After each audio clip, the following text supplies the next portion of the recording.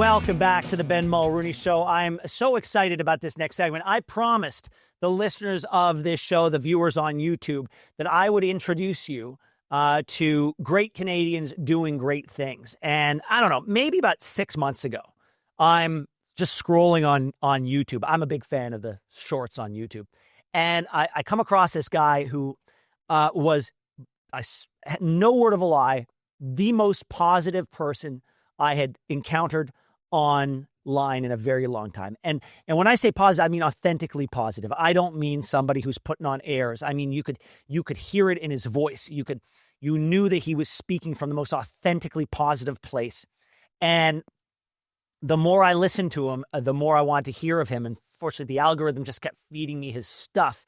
And he was the guy I needed in my life at the time that I got him. And then to find out that he was from the Greater Toronto area, I was like, well, God damn, I need to have him on the Ben Mulroney Show. So on that note, please welcome for the first time and hopefully not the last time, Sam Demma. Sam, welcome to the show. Ben, what a pleasure to be here. Thank you so much for that kind introduction. Okay, so give our audience a little bit of your history, because from what I've gleaned from the stories that you've told, that you were a competitive soccer player, you played in university, then you had an injury. Tell me the whole story and how it got you to where you are. Proud Canadian, half Italian, half Greek. I grew up believing that one day I could be a professional soccer player. Pursued that dream seriously. At 13, I was moved to Italy to play for a club. By 17, I had a full ride scholarship to a beautiful school. And then I had 3 major knee injuries, 2 surgeries. Scholarship fell apart. Spent 2.5 years trying to get back on the field before making the decision to stop playing soccer. Very lucky that at the same time as this transition, I had an inspiring world issues teacher who taught me this lesson that a small, consistent action can make a big difference, challenged us to do something with that in the community. That led to picking up pieces of garbage with a good friend of mine named Dylan on a Saturday morning basis. Continued that for the next 5 years. And to recruit volunteers, we started speaking at local schools to get students involved. And I fell in love with this idea of telling stories that would move people emotionally and help them build a better relationship with themselves, but also the people around them.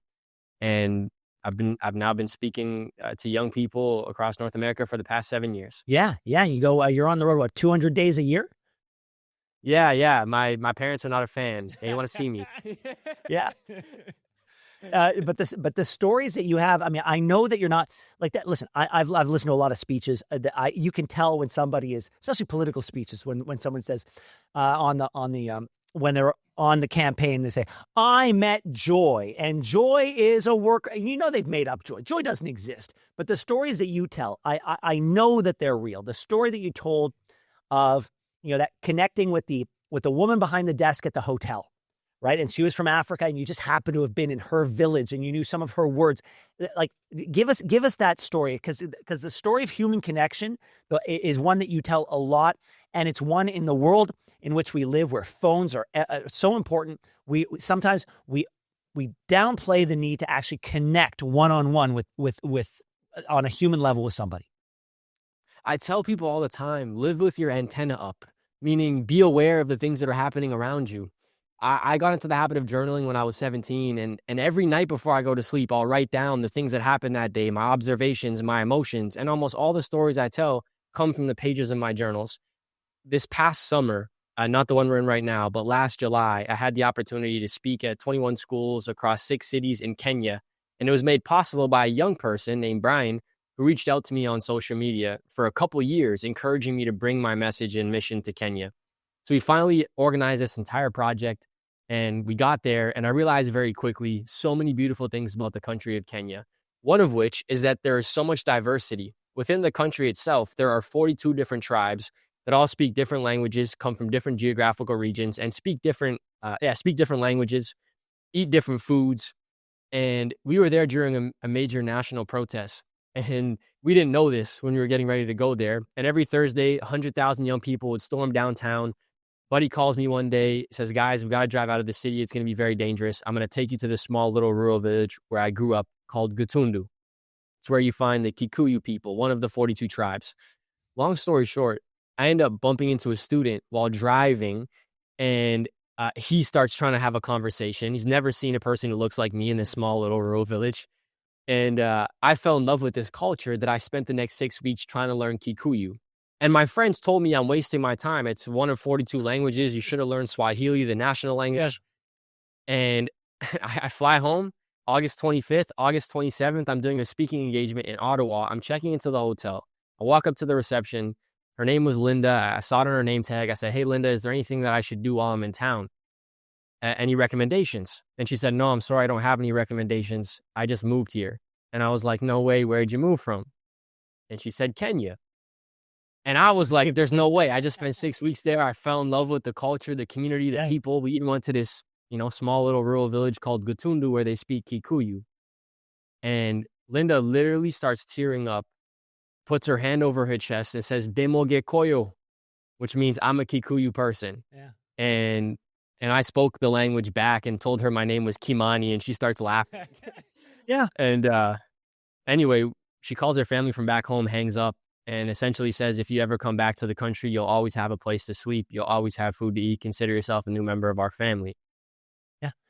What you've described is, look, the more academic way of describing it is like you're teaching people how important it is to network, but it's more than that. It's an emotional, it's a human network, right? It's not for the sake of business. It's for the sake of becoming more than what you are. And it's a beautiful story that you tell. We don't have a lot of time left, so I want to spend some time on one of the themes that comes up in a lot of the times that you speak with kids, and it's this notion of your backpack. Talk to me about the backpack. How do you teach a person that the thoughts they carry impact every experience they have in their lives? My world issues teacher, Mr. Loudfoot, would say to us every day in class, "Your perception creates your reality." And I didn't really understand what that meant. But what it meant was it's truly the stories we tell ourselves that dictate the emotions we experience, the actions we take, and the results we get. And so if we want to change the equation, it starts with the beliefs. I had a conversation with a young man who was struggling with his mental health. This is back during the pandemic, and he was telling me that he wanted 50,000 followers online. I asked him why. He said it was because he was being bullied.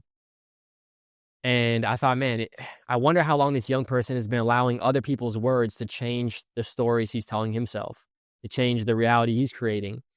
And when I thought about, how can I share a message with younger people that help them understand how important their thoughts are? I thought, well, maybe I can use the analogy of a backpack. Like every student carries one. And if we have lots of thoughts, it's probably really big. So I went online and found a giant red backpack. And after a couple months of searching, found it. And it became a metaphor for a lot of the thoughts I share. How old are you now, Sam? 25. 25. I mean, a lot of people have not accomplished at 25, at 50, what you've accomplished at 25. Where do you want to be at 50? I want to be doing work with people I love for a long period of time. I'm not sure what the world has in store for the work we're doing. I want to keep spreading positive messages and love and help other people recognize that as humans, we have way more in common with each other than we do different. I hope that I will be filling stadiums with intergenerational families coming out to enjoy the experiences we create. And that's all I got so far. Well, it's pretty good. Listen, Sam, one of the reasons I want to have you on the show is on this show, we tend to share a lot of stories that are negative, a lot of stories that hit the heart in a bad way.